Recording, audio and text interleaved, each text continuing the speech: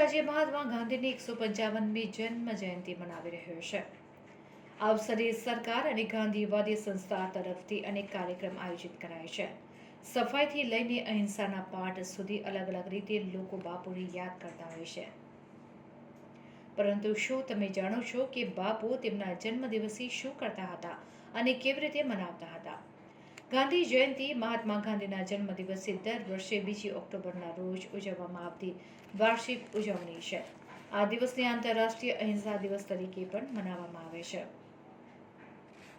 વસ્તુતઃ ગાંધીજી સમગ્ર વિશ્વમાં તેમની અહિંસક ચળવળ માટે ઓળખાય છે અને આ દિવસ એમના માટે વૈશ્વિક સ્તરે આદર સન્માન વ્યક્ત કરવા માટે ઉજવવામાં આવે ત્યારે વડોદરા મહાનગરપાલિકા દ્વારા ગાંધીનગર ગૃહ ખાતે આવેલા ગાંધી બાપુની પ્રતિમાને વડોદરાના મેયરના હસ્તે પુષ્પાંજલિ અર્પણ કરવામાં આવી હતી।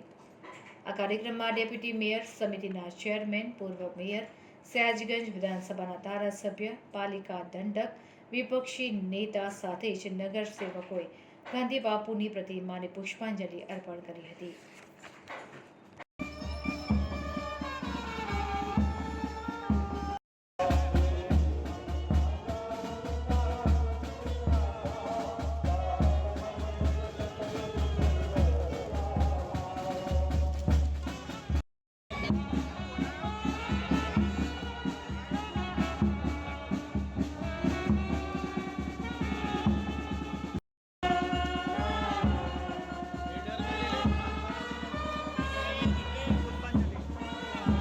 આપણા સૌના બાપુ એટલે કે મહાત્મા ગાંધીજી કે જેમણે સ્વતંત્રતાની ચળવળ દ્વારા, અહિંસક ચળવળ દ્વારા અંગ્રેજના સરકારનો દમ તોડી દીધો હતો અને આપણા ભારત દેશને આઝાદી અપાવી હતી।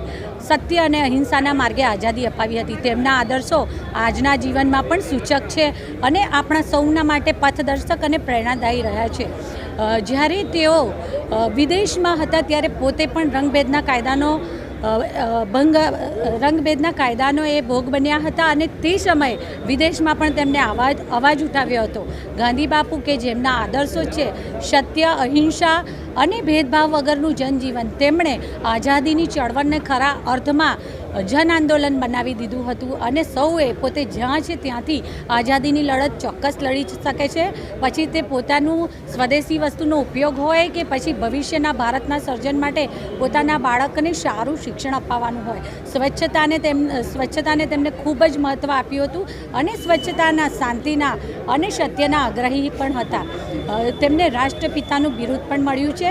આદરણીય મહાત્મા ગાંધીજી કે જેમના આદર્શો અત્યારે સમગ્ર વિશ્વ એમના આદર્શો પર ચાલી રહ્યા છે। રાષ્ટ્રીય અને આંતરરાષ્ટ્રીય સ્તરે શાંતિપૂર્ણ અહિંસક ચળવળ દ્વારા આઝાદી મેળવી અને તેમણે વિશ્વમાં પોતાનું નામ પણ બનાવ્યું હતું। આજના ગાંધી બાપુના જન્મજયંતિના અવસર પર હું સૌને ખૂબ ખૂબ શુભેચ્છાઓ પાઠવું છું।